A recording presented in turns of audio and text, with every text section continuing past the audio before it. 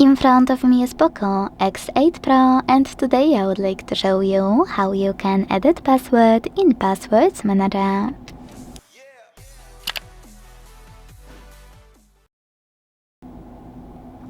First of all, go into Settings and scroll to click on this section called Google. Now scroll again, but this time to tap on AutoFill with Google available here.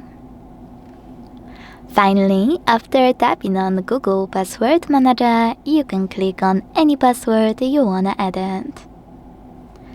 Enter your screen lock, hit Edit button and change whatever you want to. Once you're done, make sure to hit Save at the top right corner. Thanks so much for watching. If you enjoyed this video, leave a like, comment and subscribe. Bye!